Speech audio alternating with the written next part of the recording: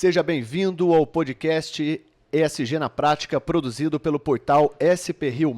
Eu, Fabiano de Paula Porto, tenho a alegria de estar aqui nos estúdios em São José dos Campos com meu parceiro de bancada, Luiz Fernando Magalhães. Tudo bem, Luiz? Tudo ótimo, bom dia. Mais um podcast, mais ESG na Prática, agora com uma convidada fantástica. É isso aí, estamos com uma convidada muito especial aqui, uma das maiores lideranças femininas aqui da nossa região, Alexandra Gioso. Ela é presidente, diretora do capítulo do CIESP São José dos Campos, diretora também, ali vice-presidente do CONFEM, do Conselho de Mulheres do Fiesp, e também Relações Institucionais Sudeste da Braskem. Então, Alexandra, muita alegria estar você aqui conosco hoje. E para a gente começar, você pode começar falando um pouquinho da sua formação, de como que você chegou até essa posição atualmente? Combinado. Bom dia. Agradeço pelo convite. Uma satisfação mesmo estar aqui. Obrigada pelas palavras. Luiz, Fabiano, a gente constrói, né? Vem construindo aí um trabalho de muito tempo. Aí eu vou começar contando um pouquinho da minha trajetória profissional. Eu sou formada em Relações Internacionais. Isso me formei, acho que não vou entrar em datas aqui, mas enfim, em Relações Internacionais. Trabalhei na área de comércio exterior por muitos anos. Tenho uma empresa há mais de 20 anos na área de consultoria em comércio internacional. Tenho MBA na área de negócios internacionais e comércio exterior pela FGV. Tenho especialização fora também na área de negócios internacionais. Assim, fui construindo aí a carreira junto com empresas que atendi durante muitos anos na consultoria de vários setores, siderúrgico, automotivo, químico, muito voltado para a agenda de competitividade dessas empresas. Então, tudo que diz respeito à área governamental, institucional dessas empresas, com pleitos focados a trazer a indústria mais competitiva no Brasil, né? Então, foram anos trabalhando nessa agenda de competitividade como consultora. Em 2021, eu assumi a diretoria titular do CIESP de São José dos Campos, e desde então a gente vem fazendo um trabalho aqui com as indústrias da regional.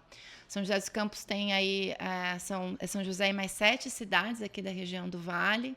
Então, Caçapava, toda a parte litoral, Caraguá, Ilhabela, São Sebastião, Jambeiro, enfim, Monteiro. Então, a gente está sempre aqui atuando aí com poder, né, executivo, aqui das prefeituras, então, dessas cidades, com as entidades locais e com a indústria, principalmente buscando representar, né, a indústria para o desenvolvimento regional. É isso que a gente vem trabalhando desde 2021.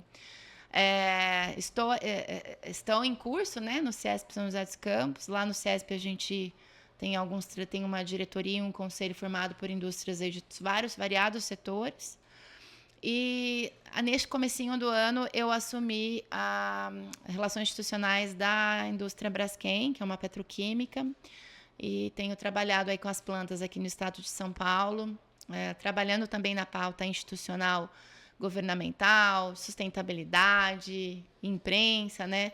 Muito um trabalho ligado à comunidade local também, onde a gente está, e no Rio de Janeiro, né? Então, no Rio de Janeiro também. Bom, acho que é isso, né? Trouxe aí um resuminho. Seu a gente dia vai tem conversar 24 horas? mais. Seu dia tem 24 horas? Às vezes fala, mas a gente tenta compensar um pouquinho ali, mas acho que essa é a grande sabedoria, né? A gente precisa medir, né, a energia, onde a gente vai estar demandando os nossos esforços aí para a gente colher resultados também. Legal. No final, né? No final não, né? A gente fala que no final não, mas sempre tem que colhendo esses resultados. Mas não é fácil a rotina mesmo, né? Não tem jeito. E você, ao longo dessa sua trajetória, você lidou com a sustentabilidade, assim? Ela foi chegando para você em diferentes temáticas? Como que foi essa área para você? Acho que como eu comentei com vocês, essa agenda de competitividade, ela está relacionada à questão da sustentabilidade, agora mais ainda. Mas quando eu atuei há anos atrás, a gente não falava, né, disso, né? Essa agenda não era formada por esse. Hoje não, hoje é um item obrigatório da pauta de competitividade. Então, hoje, uma empresa sustentável, ela realmente precisa ter práticas, né? Para ser sustentável, precisa ter práticas aí, sustentáveis para poder ser competitiva no mercado. Mas não é só isso, a gente vai falar disso um pouquinho também mais para frente. Sim. Mas ela veio muito mais quando eu assumi aqui a regional do CIESP de São José dos Campos.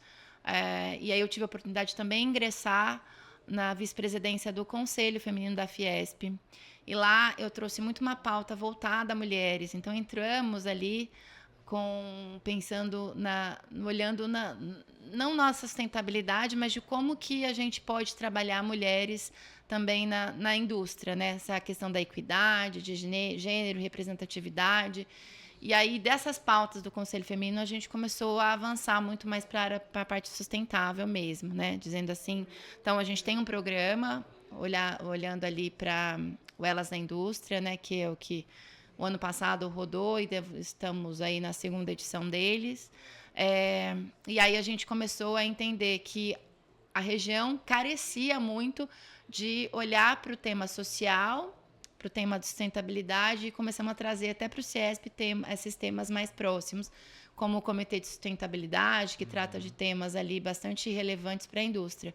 Tantas questões de descarbonização, trazer o olhar da indústria para essa pauta sustentável, que é mais importante, porque quando a gente fala, na cabeça da maioria das pessoas, e não sei qual a opinião de vocês, a gente já vai entrar numa polêmica aí, mas na cabeça da maioria das pessoas, quando a gente fala de sustentabilidade, não conversa muito com a indústria, sabe? Então, isso a gente tem que desmistificar um pouco isso para que as pessoas entendam mais. Podem até não gostar, ter a sua opinião, mas entender, eu acho que faz parte do processo para que a gente possa ter aí a união de vários entes, né? Não só a sociedade, mas como poder público e indústria, em prol de realmente um mundo mais sustentável, né? Porque a gente está falando de indústria, um mundo mesmo mais sustentável. Tem duas coisas que você falou aí que me interessam bastante, né? E gostaria de perguntar para você. A questão justamente da mulher na indústria, os desafios, e depois que você entrasse um pouquinho justamente na questão de sustentabilidade. Tá porque bom. O podcast é SG na prática, mas a gente sabe que tem uma discussão do que é sustentabilidade, propriamente dita, e sustentabilidade empresarial. Onde que a gente encontra o equilíbrio, a gente estava até conversando um pouco antes, né? Sim. Onde encontramos o equilíbrio do que é real, do que é sustentável e até onde a gente pode chegar na realidade da sustentabilidade propriamente dita, né? Na questão geral, porque o que a gente discutia antes, né? Vai lá. Tá vendo? Já vamos começar. Não, vai lá. Aqueceu. Porque a questão do que é sustentável e a questão do que até onde a gente pode realmente chegar com a sustentabilidade na realidade humana da realidade empresarial. Porque a gente vê agendas até 2030, 2040, Sim. 2050, mas até onde compromete realmente a indústria no Brasil, até onde compromete a nossa posição econômica no mundo, né? Então, traz um pouquinho, primeiro, só voltando, da mulher, os desafios da mulher, quais são? Da região do Vale do Paraíba, principalmente, o que você encontrou de desafio? Falando do SG mesmo, né? Isso, falando da social. Quando a gente... No CIESP, eu senti necessidade de conectar os temas da Fiesp, né, que são discutidos em vários departamentos lá da Fiesp. Tem o departamento de sustentabilidade, departamento de comércio exterior. E aí, recentemente não, já faz mais aproximadamente uns 2 anos, que montou ali na Fiesp um conselho feminino, que eu comentei aqui, no qual estou ali como vice-presidente. São quantos? Quantas mulheres? Ai, agora eu já perdi a conta, viu? Então ótimo, então já tem bastante. Cresceu muitas mulheres ali, Ótimo. Mas deve estar em torno de umas 80 mulheres da indústria. Fantástico. Lá na... que bacana. Da região? Lá na Fiesp. Na Fiesp, tá, entendi. Mas eu tenho um programa de Elas da Indústria lá na Fiesp também, no estado, que é de mentoria para mulheres na liderança dentro da indústria, que já atingiu o estado de São Paulo todo. Fantástico. Tá? Então, assim, já passamos de milhares de mulheres atendidas por essas mentorias. O programa já está na 4ª edição. Legal. Então, e aí você vê cada vez mais engajamento de mulheres que estão dentro da indústria buscando dar mentoria a mulheres, né, que estão, né, em desenvolvimento dentro da indústria. Então, esse programa ganhou bastante visibilidade, não só visibilidade, mas aplicabilidade. Estou falando, né, tem vários testemunhos, vários resultados aí importantes nesse processo. Com essa inspiração, a gente trouxe o conselho, parte do conselho feminino para a regional, com um tema focado à necessidade da região, que na ocasião, nessa conversa, foi identificado que a indústria precisava melhorar a contratação, não só a contratação, mas a equidade, né, de gênero dentro da empresa, né, principalmente na operação. Então, essa era a maior dor da indústria, é ter possibilidade de contratar mulheres para operacionalizar ali, né? E aí a gente pergunta por quê? Aí tem uma série de fatores, não é só questão só de capacitação. Sim, é questão cultural, tem vários aspectos envolvidos. É isso. Então, o nosso programa, hoje ele está com um formato bem mais, eu brinco, que é mais holístico, né? A gente não só capacita, mas a gente quer trazer essa autoestima para a mulher, esse reconhecimento, esse empoderamento de que ela pode e deve estar onde ela quiser estar. Ela não precisa trabalhar na indústria, mas que ela entenda o valor dela onde ela estiver, né? Então, respondendo sua pergunta, a necessidade maior da indústria regional era trabalhar capacitação de mulheres na operação. E assim a gente seguiu com o programa Elas da Indústria Vale, que capacitou mulheres na primeira turma, né, no curso de inspetora de qualidade. E essas mulheres puderam aí participar via Senai, uma parceria Senai, Sebrae e SESI, e com uma intensa participação da indústria regional, através dessas conselheiras que estão conosco lá no conselho. Como? Levando essas mulheres na indústria para conhecer o ambiente onde elas poderiam estar trabalhando, a GM, por exemplo, deu um workshop comportamental, né, na área de RH. Então, assim, a gente teve ali o SESI entrou com muito soft skills também, Sebrae também. A Bayer também passamos um dia lá, né, em visita com as mulheres para elas entenderem o processo produtivo. Então foi muito rico a primeira edição e aí a gente nós atrasou um pouquinho a segunda edição agora para fazer um formato diferente, que é o que está no forninho. E falando, mas vai sair quando? Vai sair já, gente, porque a gente está olhando aí para abranger não só a questão da capacitação, mas um pouquinho do que a gente trouxe na primeira, mas um olhar muito mais amplo, que é a gente poder trabalhar com mulheres que já estão capacitadas, porque o Senai capacita muito, mas a gente emprega... Agora a gente tem aumentado mais a empregabilidade, mas a gente consegue, através da própria banco de dados do Senai, olhar para aquelas mulheres que estão em curso de capacitação, trazer elas e aquelas que estão empregadas, aquelas que não estão desempregadas, trazer ali para a gente poder aí trabalhar a mentoria... E é para inspirar, né? Para trazer como inspiração de estar ali. A empresa poder também estar mais perto ainda para poder promover workshops aí, e dar esse apoio para que ela consiga ter esse emprego. E é interessante que essa área, né, é uma das partes mais importantes do S, né, dentro do SG. E a gente que trabalhando, implementando políticas ESG na empresa, né, nas indústrias, a gente vê que essa parte, né, da equidade é um dos maiores desafios dentro da empresa, né, porque ela lida também com uma mudança cultural dentro da empresa. E você lida com relações internacionais, esse é um tema super importante internacionalmente. Na União Europeia existem regras, né, de que você tem que ter um percentual de mulheres no board da empresa, se você quiser vender, se você quiser exportar. Então, essa temática, agora você como representante da indústria, né, como que você vê esse tema de você levar maior contratação de mulheres para cargos de direção, para permear mais a organização? Como que você vê esse desafio sendo assim interiorizado nas indústrias? Acho que você tocou em alguns pontos importantes aí, né? Então, a gente tem realmente um desafio muito grande no Brasil. As grandes empresas acabam tendo planos muito estruturados na área de diversidade, né? E para atender essas metas que você comentou. Mas a gente tem um desafio no interior, nas indústrias, na operação das plantas menores, médias e pequenas empresas, e tem a questão cultural também. Então, isso é importante, porque, você tem uma ideia, o Elas da Indústria foi uma inspiração de um programa que rodava regionalmente na Bayer, que era o Elas da Bayer, né? E o Elas da Bayer, quando na sua primeira rodada ali, eu lembro de conversar com o diretor da planta e com as meninas que tocaram o programa, que a mudança interna dentro da empresa foi absurda, até de você ter estrutura para a mulher, de vestiário, a mudança cultural ali, né, na atividade ali, que não era adaptada à mulher na operação, né? Porque a mulher está muito no administrativo, mas na operação não. Então, houve uma mudança, um investimento, uma mudança cultural, né? E isso acontece, mas ela acontece devagar. É desafiador demais. É devagar, né? Então, a gente tem um desafio muito grande de trazer isso na agenda das indústrias, das empresas, né, que ainda estão crescendo, se desenvolvendo, né? Como eu comentei, empresas maiores têm uma agenda mais estruturada, né, nessa pauta, mas sem dúvida nenhuma o apoio da entidade, aí entra a entidade como instrumento aí de potencializar isso regionalmente, pode ajudar a trazer um pouco mais de celeridade para esse processo. Até porque isso não é nem uma coisa brasileira, é uma coisa latina, né? Então, acho que todos nós, assim, a maioria das pessoas tem um pouco de síndrome do impostor. A mulher. E a mulher, ela foi colocada numa posição, sim, né? E, de novo, vem aí cultural, a gente vem de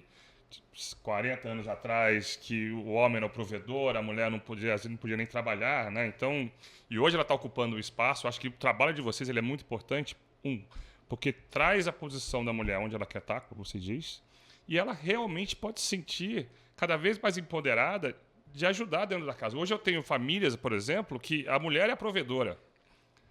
E o homem cuida das crianças por uma série de razões, porque trabalha online, trabalha home office e tal, né? Então, essa é uma mudança cultural muito legal. E né? para muitos cargos e tipos de função, a mulher tem desempenho superior ao homem, né? Porque a gente tem que também analisar as características, né, que a gente tem do tipo de trabalho do homem, tipo de trabalho da mulher. Então, a mulher é muito mais cuidadosa nos processos. Então, a gente vê muitas áreas de metrologia, por exemplo, das empresas, áreas de inspeção, que as mulheres têm desempenho superior. Então, isso também é uma questão de competência de trabalhar, né? Porque você não vai colocar para uma mulher fazer trabalho de força bruta, por exemplo. Você sabe que não vai fazer sentido, né? Então, é muito aspecto de cultura e muito aspecto relacionado a uma mudança de paradigma mesmo, como o Luiz colocou, né? Você tocou bem no assunto importante, né? Porque hoje você tem estudos, né, que demonstram que o aumento da mulher na indústria traz aí também resultados expressivos para as empresas, né? Então, já tem ali balizado ali estudos que trazem essa informação, justamente por conta desse né? Nós somos diferentes, né? Sim. Quando a gente fala de equidade, a gente não está querendo ser igual. Então, é isso. É importante a gente olhar para isso também. Maximizar as potencialidades. Exato. Não, fantástico. Muito importante a gente tocar nesse tema. Até você, como uma liderança feminina e trabalhando por essa pauta, acho que é uma das ações assim mais importantes do ESG atualmente. Mas você está representando ali vários setores, várias Sim. áreas fundamentais, né? Então, até conectando com a pergunta que o Luiz fez ali anteriormente. Da parte. Como que os empresários estão te procurando, né? Você está numa posição de liderança, então fica ali sempre chegando as demandas ali. Quais são, entrando primeiro nos desafios ali, quais são geralmente os desafios que eles vêm trazer para vocês, né? Por conta dessa questão, às vezes, a gente tem uma agenda muito grande, tem muitas obrigações a cumprir e a margem está cada vez mais apertada. Quais são os desafios que você escuta em relação ao ESG, a sustentabilidade, que você pode, assim, dar uma análise geral, assim, como que está atualmente? Eu acho que além também dessa questão da procura, né, regional, de a gente estar trabalhando muito com os empresários muito de perto, entendendo as dores e tentando representá-los e endereçando aí junto ao governo e federações de uma forma geral, eu acho que eu posso também contribuir com essa resposta olhando para de dentro da indústria, né? Porque vivo também ali desafios importantes. Então, acho que é isso, né? Lembra daquela frase, hein? Vamos entender... E você pode ter sua opinião, mas entenda o processo.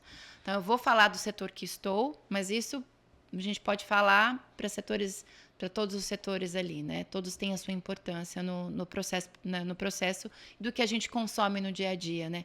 A indústria tem um papel fundamental na vida das pessoas. No caso do petroquímico, a gente é uma indústria de base. O que significa ser uma indústria de base? Eu produzo matérias-primas de primeira e segunda geração que fazem tudo que a gente tem ao nosso redor. Então, onde a gente está sentado, o que a gente está fazendo, o que a gente está utilizando no dia a dia, escovando o nosso dente, o cosmético que a gente está usando, o carro que a gente está dirigindo, né? O hospital, os itens enfim, sem essa indústria de base, como é o caso do siderúrgico, construção civil, por exemplo, né? Na área de construção civil, e tantas outras, o alumínio, né?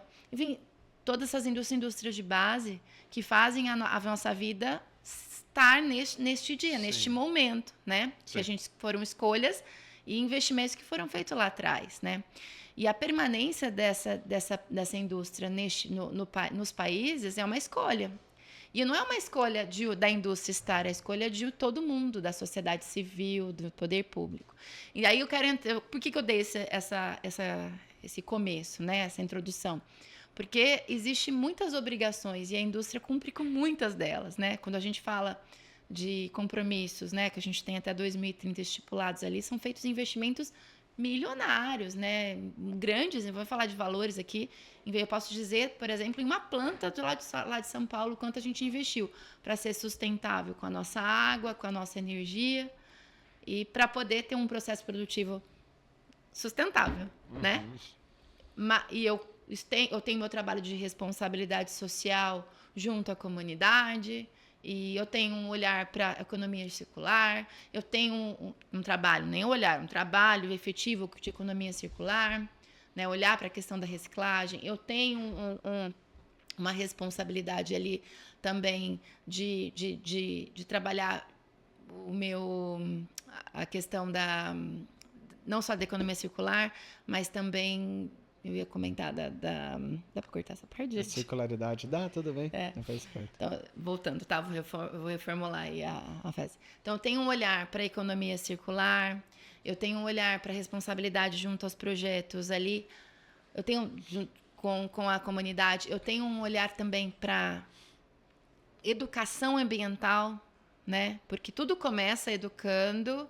Sim. E aí a gente pode fazer uma trilha de projetos aí que são endereçados. Então, a indústria tem uma responsabilidade e um trabalho efetivo sendo sustentável de diversas formas. E a contrapartida é muito baixa, né, no aspecto... A palavra não é contrapartida, mas o que a gente fica muito ônus com a gente, e não acho que é ônus, né, fazer um projeto social, não é isso. Mas a gente tem muitas obrigações, mas do outro lado tem poucas conosco. Então, a gente tem uma insegurança jurídica gigante, a gente tem uma carga tributária absurda, a gente tem uma falta de competitividade grande no país, né? A gente é atacado, porque, como eu comentei no início, né, de que indústria não é compatível com a pauta sustentável. Ao contrário, o que eu estou dizendo para vocês aqui é polêmico, mas é importante a gente entender o que é feito, o que está sendo feito e o que dá neste momento para a gente fazer dentro da sua pergunta, né? O que a gente pode fazer e o que a gente faz como indústria e os compromissos assumidos e o que, de fato, é obrigação, o que a gente pode também extrapolar, né? Olhar também de responsabilidade do poder público e da sociedade civil. Então, é um tema bastante polêmico, complexo, mas que é importante o entendimento dele para que a gente tenha uma convivência e entender o que de fato a gente quer do Brasil, sabe? Eu acho que, Brasil o que torna o seu trabalho um pouco mais desafiador é justamente alinhar, trazer luz, e aí até essa oportunidade para isso, desse alinhamento das expectativas, né? Porque todo mundo, como você falou, todo mundo espera tudo da indústria, né? Mas até onde, no espaço X de tempo, a gente pode fazer. E alinhar. Falar, gente, a gente pode chegar até aqui devido a X, Y, Z razões. Né? E até não comprometer uma competitividade internacional do mercado. Né? Então, porque acaba abrindo espaço para outras empresas que não são do país, por exemplo, que talvez não gerem tanto trabalho, tanto empregos no país, a entrarem numa competitividade. É isso. E isso é muito importante alinhar. Sim, eu fazer esse parênteses na questão da competitividade, porque então além de todo, né, a gente tem todo um trabalho que é desenvolvido, né, todas não só grandes empresas, mas as indústrias de uma forma geral, elas têm aí o seu compromisso com a sustentabilidade. Mas quando a gente fala de uma pauta de competitividade, já falei da questão tributária, já falei da questão logística, energia, custo, né, de uma forma custo Brasil. Mas essa questão do a gente olhar por global, e aí longe de falar de protecionismo aqui, não estou falando disso. Estou falando do que a gente quer mesmo, né? Estão falando hoje na Ásia, no Oriente Médio, enfim, a gente tem escalas de produtivas, às vezes 10 vezes maior que tem aqui no Brasil. Como que a gente compete com isso? Os caras vendem lá a preço ao preço normal dele de mercado e desovam o resto da sua produção nos países, Europa, Estados Unidos, enfim. Sim. E o movimento global é de que Europa, Estados Unidos, o México também recentemente fechou, começar a se proteger. Por quê? Porque não tem como, né? Você passar por uma perda, você acaba perdendo muito mercado. Então, você ter 10 vezes mais condição de produzir, e a gente está falando de uma condição totalmente desleal, porque eles vêm com um preço predatório.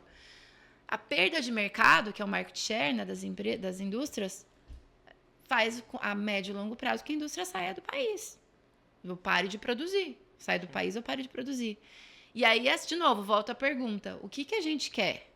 Né? Então, a gente tem hoje, olhando para o setor químico, a gente perdeu no último ano, um ano e meio, mais de 30% do mercado, ou mais, dependendo do produto, chega a muito mais o volume de percentual. Sim. E aí? E essa indústria de base que é tão importante para a sobrevivência, para a convivência, para o consumo, e aí o que a gente quer como país? Então, a gente precisa de política pública, a gente precisa do governo do lado, a gente precisa olhar para isso. E sim, o nosso compromisso constante no investimento de ser cada vez mais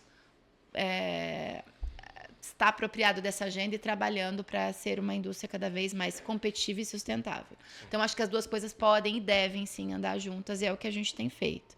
É interessante porque a questão da adoção de práticas sustentáveis, né, ele passa também por uma questão de cultura do board da empresa, da diretoria, da gerência, né? Eu acho que tem muito do posicionamento que a empresa quer dar, né? A gente vê, por exemplo, a Natura, que é uma empresa também que utiliza muito da indústria de base, se posicionando até esse ano, colocando como a meta deles é a regeneração. Então, eles estão já trabalhando a sustentabilidade, agora estão indo além, né? Então, foi como? Quando um CEO falou, não vou distribuir o PRL, não vou te dar o bônus se você não tiver a meta de sustentabilidade batida. No primeiro ano ninguém cumpriu, no segundo ano todo mundo começou a cumprir. Então a gente percebe que assim, quando a gente fala de grandes empresas, eles já estão sabendo da questão do ESG, da sustentabilidade. Mas como que você vê isso nas médias e nas menores? Porque a gente vê até num trabalho que a gente realiza ali com empresas da cadeia aeroespacial, junto com o PIT, que muitas empresas, muitos diretores não sabiam das várias possibilidades que eles poderiam. E uma das primeiras ações do ESG é você reduzir custo. Então, você está gastando muito com energia, coloca painel solar, reduz custo. Está gastando muito com ação trabalhista, melhora a liderança, coloca a diversidade e equidade, diminui. Então, como que você vê isso? Porque essa questão de olhar também a sustentabilidade, o ESG, só como um custo ou como, digamos, um ônus, não sei que você corrigiu esse termo, mas olhar só como obrigação, também não passa por uma mudança cultural. Das pessoas entenderem os benefícios a médio e longo prazo e não ver só o custo no começo? É isso. Uhum. Você falou tudo. As pequenas e médias empresas, elas acabam tendo uma prioridade que não é essa. Exato, né? Nem sabe, né? Exato. Então tem a questão cultural, mas tem a questão de poder também ter tempo para olhar para essa agenda. Uhum. E eu acho que o que a gente não tem aqui, aí passa por tudo que a gente já comentou, né? Apoio direto, né? Aí falando de uma forma geral, você tem entidades que trabalham, né? O próprio, né, você olhando para uma cadeia aí que endereçou ali um trabalho focado para empresas aeroespaciais, mas não é todo o setor que tem essa condição de ter um programa olhando para ele, né? Nessa medida. Então, sem dúvida nenhuma, você tem que ter um olhar para essa agenda e pôr ela como prioritária dentro da empresa para que ela possa caminhar, porque senão não vai acontecer. O problema é que os pequenos empresários e médios empresários têm eles estão trabalhando para sobreviver, Sim, né? sim. E aí nesse caos que é ter uma indústria no Brasil. Então é isso, de novo, né? Voltamos à mesma coisa, mas nosso papel está sendo feito, né? A gente está tentando, mas estamos tentando realizar, né? Você deu o exemplo. Amanhã mesmo vai ter um evento na Fiesp de descarbonização, que o Senai está trazendo a jornada de descarbonização para as empresas. Então, assim, a gente busca também, como entidade, promover e assessorar essas empresas, porque essa jornada ela não está focada nas grandes empresas, ela está focada nas cadeias dessas grandes empresas, as cadeias produtivas. Sim. Então, como que a gente traz o tema de descarbonização, né, para essas empresas menores, né, integrantes da cadeia, conseguirem ter o apoio do Senai nessa jornada aí de descarbonização. Então, não adianta falar, você precisa da condição também. Sim. Então, o papel da entidade, de novo, né, sendo fundamental também para o desenvolvimento desse pilar importante. E na sua opinião, eu acho que já sei qual vai ser a sua resposta, mas na sua opinião, qual das três letras ali, dos pilares, você acha que ele é o mais importante para a gente mudar esse cenário? Pinga fogo. Pinga sacanagem. Você chamou que você acha que vai ser a minha resposta? Gente, eu estou muito envolvida no social, né? Muito envolvida no social. Mas eu acho que a sustentabilidade ela é o pilar mais importante nosso, sabe? Para a gente poder seguir, porque acho que vai trazendo ali, né? Uma consciência maior para dentro da empresa e, consequentemente, as coisas vão se encaixando, sem dúvida nenhuma. Dentro desse contexto pegando agora, né, falar um pouquinho do que você vê mais sendo implementado nas empresas. Então, vamos olhar, quando a gente olha ambiental, a gente está falando da questão solar, da questão do resíduo, economia circular, reciclagem. Quando olha social, toda a parte de diversidade, de equipe, segurança no trabalho, a governança, toda a parte de compliance, política de combate à corrupção, LGPD. O que você está vendo, o que mais está movimentando na indústria hoje? Quais seriam, assim, se você pudesse elencar assim, as áreas que você mais está vendo agir? O que está movimentando a indústria nessa parte desse essa não tem uma resposta pronta para você, porque a gente, dependendo do tamanho da empresa, você tem ali... Tem muita variância, então. Você não consegue ver. Não tem uma resposta, mas eu acho que está tendo muito investimento por parte das grandes empresas na questão da descarbonização, aí eu posso falar. Parte ambiental. A questão da economia circular, também ambiental. Então, eu acho que tem essa consciência muito, muito grande de logística reversa. A gente vê esse movimento bem forte, né? Por conta de pressão regulatória também, né? Também. Sim. E aí, o social, a questão mais do social, assim, acho que está mais focada para programas dentro das indústrias maiores. De diversidade, sabe? né? De diversidade. Por conta de pressão internacional, às vezes tem que cumprir. Então, muitas das ações são por obrigação, né? São por obrigação. E está muito fora difícil, da pauta né? das indústrias menores, né? Exato. Não, até porque a parte do corpo que mais dói é o bolso, né? Para agir, né? Para agir, né? Para agir, exato, para você ter uma resposta e tal, né? Assim, mas, de novo, eu acho que, e eu falo muito sobre isso aqui, inclusive eu escrevi até sobre isso nessa semana passada, que sem a governança, as duas outras... Você achou que a minha resposta ia ser governança? Eu achei que a sua resposta fosse governança. Mas, na verdade, eu acho que eu Não, eu acho que eu direcionei a pergunta de forma errada, entendeu? Porque a gente estava falando um pouco de sustentabilidade, falando de social, né? Porque sem uma governança, os outros dois não vão funcionar. Não funciona, você tem razão. Né? Olhando por esse aspecto, sem dúvida nenhuma. E eu acho que é aí que é o ponto da gente mudar nas pequenas e médias empresas, é justamente na diretoria. Né? Porque se ele não falou, entender, né? Da cultural, né? Cultural, porque se ele não entender a importância do apoio dele, vai ser uma gerência que vai ficar isolada e até perde o apoio e até, de repente, perde até o emprego porque o cara bateu uma tecla que não está sendo relacionado. E até uma das primeiras ações que a gente realiza nas empresas é implementar o comitê ESG na empresa. Porque isso traz uma troca de saberes e de visão muito interessante. Então você pega uma pessoa do RH que conhece do social, pega a pessoa ali de segurança do trabalho, pega a pessoa relacionada ao ambiental e as pessoas da governança juntas para debater ações e priorizações. Então é super comum você ver nessas reuniões que uma agenda que a empresa estava fazendo, poxa, não faz sentido quando você ouve todo mundo. Fala, poxa, como que eu vou investir numa frota de carro elétrico se eu tô tendo aqui prejuízo milionário com a questão social? Então, às vezes, falta na empresa esse olhar de compartilhar as áreas. Eu acho que o ESG tem uma coisa muito interessante. E o que vai funcionar para ela, de fato, é o que você está falando, né? O que vai trazer para ela ali um olhar sustentável mesmo, porque o sustentável para ela não é a mesma que é para o colega do lado, para a empresa do lado. Mas, vou trazer um exemplo que aconteceu essa semana aí de uma indústria, de um profissional que saiu de uma empresa muito grande aqui da região, um executivo, que saiu de uma empresa muito grande da região e ele saiu para mudar um pouco o setor, mas acabou caindo no mesmo setor. Foi para uma empresa da cadeia, um Tier 1, que ali direto. E aí ele teve um choque de realidade ali, porque de uma empresa que tem ali um ambiente que tem uma governança estabelecida ali em diversos assuntos, e ali ele respaldou ali, uma empresa grande, não é uma empresa tão de médio ou grande porte, né? Ele olhou e falou, eu não consigo trabalhar aqui. Porque culturalmente ele não tinha mais condição, porque assim, ele sozinho não ia fazer a diferença, né? Exato, sim. Porque ele não tinha nem poderes para estar ali. Ele não conseguiu passar da experiência, ele veio compartilhar comigo recentemente essa experiência, né? Eu falei, olha aí disso, né? Você traz um profissional extremamente excelente, que poderia fazer diferença, mas a empresa está tão impregnada de ações ali que não correspondem, que ele, como profissional, não conseguiu seguir ali.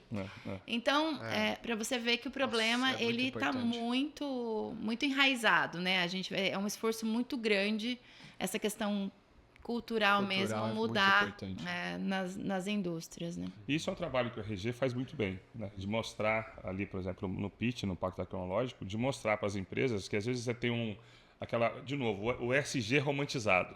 Vamos investir em carro elétrico, né?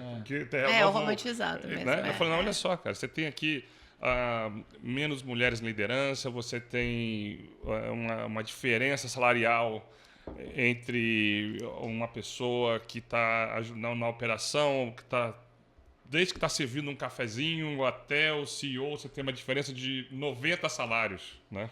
Até bati na câmera aqui, 90 salários, né? Então, será que a gente não pode olhar isso de um outro lado? Isso é ESG, é isso que a gente tenta mostrar para as pessoas, né? Na prática, né? E é uma missão mesmo, né? Eu sinto assim uma vontade muito grande de trabalhar nesse propósito, de mostrar para os empresários que a questão do ESG, da sustentabilidade, não é para você observar a curto prazo, você vê custo. Você tem que olhar para isso como uma oportunidade de mercado, de você se manter longevo no mercado. Porque se você olha de todos os lados, está vindo pressão. Seja a questão regulatória, seja a questão da mudança de hábitos do consumidor, seja a questão da escassez de matéria-prima, seja a questão das mudanças climáticas. Todos os lados que você olha está indicando que a indústria, a empresa tem que ser mais eficiente, mais enxuta, mais sustentável, mais assim inteligente, estável. Então, o empresário que hoje não olha para isso, ele está assim, fadado a ter muitas dificuldades, né, no futuro. Assim, né? Você vê dessa forma também, que é uma coisa inevitável. Uma decisão estratégica, né? Ela é uma decisão estratégica da empresa, de como ela vai permanecer realmente. Sim. Se ela vai permanecer no processo. E às vezes são ajustes que você comentou, Luiz, finos, né? São ajustes finos, não. São ajustes pequenos ali da questão salarial mesmo que você comentou, né? Então, olha, dá uma olhada ali, né? O que você pode fazer? Então, acho que é uma coisa que você consegue endereçar mais facilmente, né? Então, é olhar mesmo para a dor ali e ser bem cirúrgico, porque não são grandes ações que vão fazer diferença, são pequenas ações juntas que vão trazer um resultado maior. Acho que é uma visão então, a macro, sobrevivência tem muito a ver disso. É uma jornada, primeiro que vocês colocam mesmo, uma jornada SG. E tirar essa romantização realmente do SG, de que eu preciso fazer grandes investimentos para poder ser uma empresa melhor nesse sentido. E aí tem outro lado cultural latino-brasileiro, imediatismo. Sim. A gente quer muito resultado muito rápido. Né? Então a gente vê isso, a Olimpíada acabou recentemente, a gente quer fala-se aí de um ciclo de anos, de 4, 5 anos. O Bolt, a Usain Bolt, né, o velocista falava, cara, eu trabalho 4 anos para ter um resultado em 9 segundos. Né? Então, eu acho que essa jornada ESG, de novo, é alinhamento. A gente não vai conseguir, a indústria, mudando esses ajustes, talvez você tenha uma perda de margem a curto prazo, mas a longo prazo a sustentabilidade empresarial. Exato. Negócio, né? Até porque tem vários indicadores e pesquisas que mostram, por exemplo, que empresas que adotam sustentabilidade têm taxa de rotatividade menor. Estudo da Harvard diz que isso reduz em 25%. Imagina uma indústria que tem 3 mil funcionários, 25% de funcionários indo embora porque ela não tem uma política estabelecida. Porque as pessoas não querem mais trabalhar. Essa geração nova de trabalhador não quer mais trabalhar por dinheiro. Eles querem se sentir parte. Mas nem as pessoas, enfim, nem são mais novos. Eu acho que já está mudando. Já está mudando, até a geração. E assim, o Luiz trabalha, por exemplo, com uma tecnologia que é de regeneração das águas, que não faz um trabalho tão imediato quanto você jogar um algicida na água. A empresa vai olhar, por exemplo, ela está despejando, por exemplo, o esgoto. Vai ter lá para a França, né? Cuidado. A gente, inclusive, colocou um bid. Não deu, não. A gente colocou lá a proposta com o nosso parceiro lá na França. Que bom. Só que eles responderam 3 meses antes. Eu falei, gente, milagre eu faço, coisa impossível não dá. Né? Então... porque eu exemplifiquei isso porque muitas indústrias elas estão despejando, por exemplo, nos efluentes, nos rios, às vezes um caráter que não está muito positivo, uma água meio poluída, uma água mais quente, ou às vezes um processo que usa algicida ou que usa um clarificante. E aí ela vai olhar para, por exemplo, vamos tratar isso como uma estação de tratamento individualizado. Por exemplo, a pessoa vai falar, pô, isso é custo, vai aumentar o custo, mas ela tem que pensar que, por exemplo, a reputação dela vale muito. Se você tem um influencer aí que filme um despejo de água, que mostra, isso cai na rede, você até cai na bolsa até o valor, né? Então, mostrar que não tem como, você tem que olhar para isso, porque é uma questão de que várias áreas estão exigindo isso. Então, não é mais uma visão pontual, mas é uma visão estratégica da empresa hoje, né? É isso, imagem e reputação, né? É importante, esse é um pilar importante também que a gente trabalha bastante, que está dentro de tudo que a gente está falando, Exatamente. Né? Então, a minha área dentro da empresa, uma das áreas que eu cuido é a área de imprensa, que está junto com a área de sustentabilidade, responsabilidade social, junto ao entorno e governamental. Se eu não junto as três e não me comunico bem com a entidade, com o governo, com a comunidade enfim, e com a imprensa regional ali, trazendo que de fato eu como indústria faço ações, né, que a balança ela é muito positiva, né? Eu não consigo trazer essa imagem e a reputação de como que a empresa é preocupada com pessoas, com o compromisso de verdade de pessoas. Eu fico sempre com essa imagem que a gente começou lá no início da nossa conversa, né? De como que a indústria é vista. Então, você olhar para a sua imagem de como que se você se propôs, se você está trabalhando fazendo um projeto X, e esse projeto, ele de fato, ele entrega e traz valor, por que você não fala dele? Você tem que falar dele, porque isso você está trazendo ali a sua imagem e o compromisso, né? Então vamos fazer, mas vamos fazer direito, né? Você deu o exemplo da água. Sim. Então se a gente se propõe, vamos fazer e entregar para que isso possa reverberar aí numa imagem e reputação para a empresa importante, né? E que agora nós estamos chegando ao fim. Aqui sempre a nossa produção, né, com as suas plaquinhas, vem nos mostrar que está chegando ao fim. Tem plaquinhas. Então, para a gente encerrar, eu queria entrar um pouquinho na questão de uma tendência, assim, eu fazer uma pergunta, o Luiz fazer uma pergunta, antes da pergunta final, que é o nosso insight regenerativo, que segura que você nem sabia que isso existia. Não sabia. Acabou de saber. Tendência. Como que você acha que isso vai vir nos próximos anos? Tem gente que fala que o ESG é como se fosse o começo do ISO, como o ISO começou desacreditado, de repente começou a vir norma, regulação. Como que você vê a tendência disso? Qual que é o futuro do ESG? Você acha que vai virar mesmo como se fosse um ISO, tipo acesso a mercado? Você tem ESG, você vende para mim, você não tem ESG, você não vende para mim. Você acha que vai ser uma coisa assim, preto no branco, ou vai continuar essa coisa meio solta, às vezes pegando reciclagem, às vezes pega diversidade mais solta? O que você acha que Não, essa é uma agenda que tá sendo regulamentada aos poucos, né? Como você falou, tem uma obrigação, mas não volta. ela não volta, ela só vai para frente. Né? Então, de novo, importante que a gente consiga fazer com que a gente entre na jornada e comece a andar passo a passo, cada passo, né? Possa fazer esse passo para conscientização, mudança cultural e efetivamente práticas ali ESG.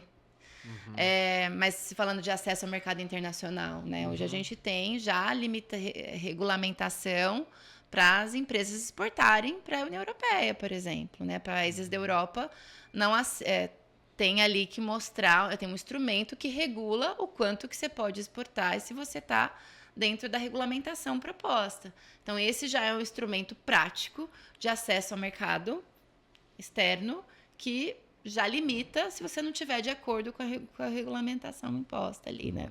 Então, com certeza, isso não tem volta e a gente vai continuar seguindo, mas, de novo, o trabalho é grande interno, governo, empresa, sociedade, mas ele vai precisar avançar. O que o meu medo só, Fabiano, é que a gente avança muito devagar. Sim. E esse avanço é o que traz preocupação para nós, Brasil, né?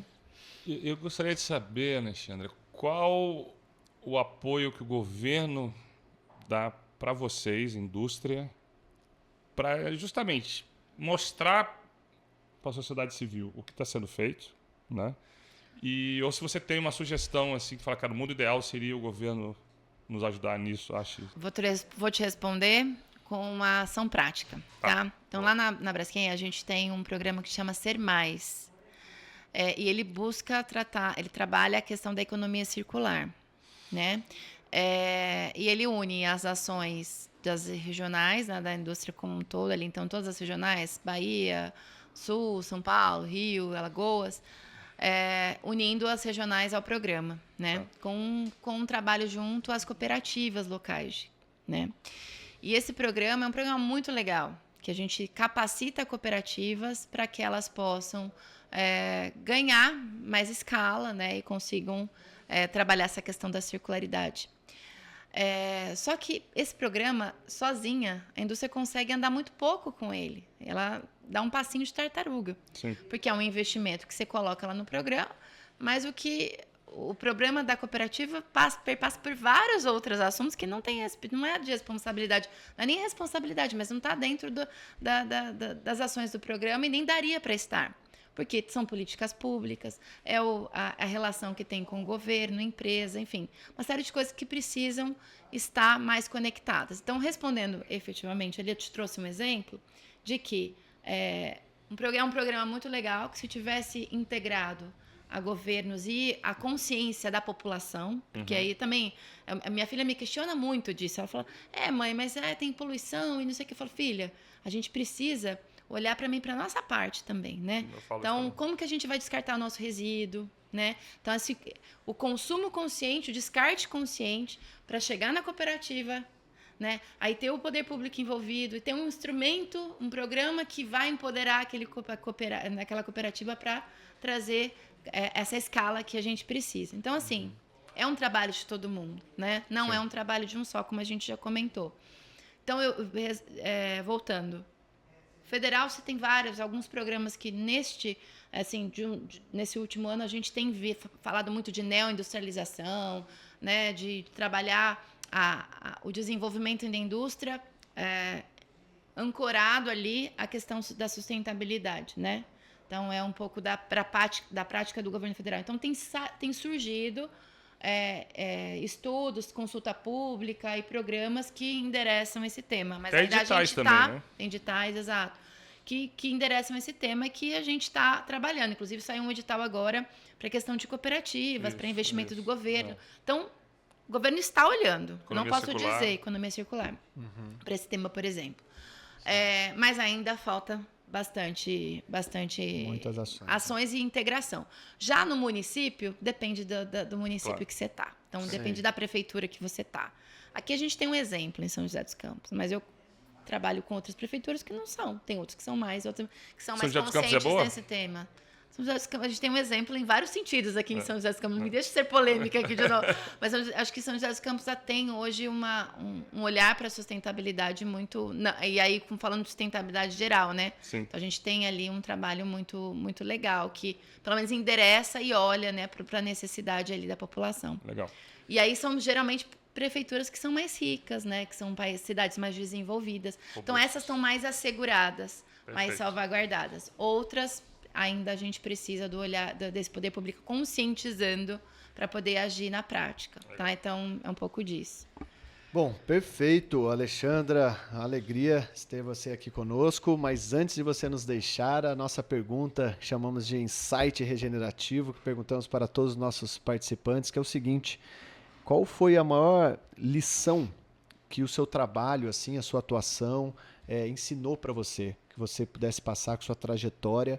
O que você acredita que foi assim, uma grande lição que você aprendeu na sua trajetória, que você leva com você hoje e, quando possível, transmite para as pessoas que estão ao seu redor? É difícil, mas vamos lá. Pessoas, a gente não faz nada sozinho, gente. Acho que essa é a grande lição. Tudo, desde a pequena coisinha até uma grandiosa, né? Então, a gente tem ali pessoas envolvidas. Então...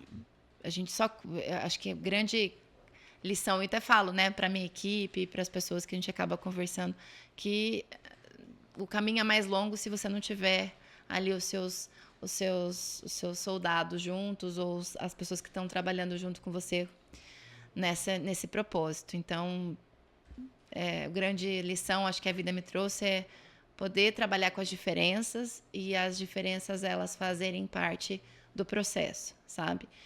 Porque são só elas que vão, né? Não precisa pensar igual a mim, mas vamos trabalhar junto para que a gente construa ali, porque a gente, no fundo, a gente quer uma única coisa, né? Viver bem, morar bem, trabalhar bem, né? Ter condição de estar num mundo melhor. Então, acho que é isso, né? As diferenças trabalhando juntas. Acho que essa é uma grande lição profissional.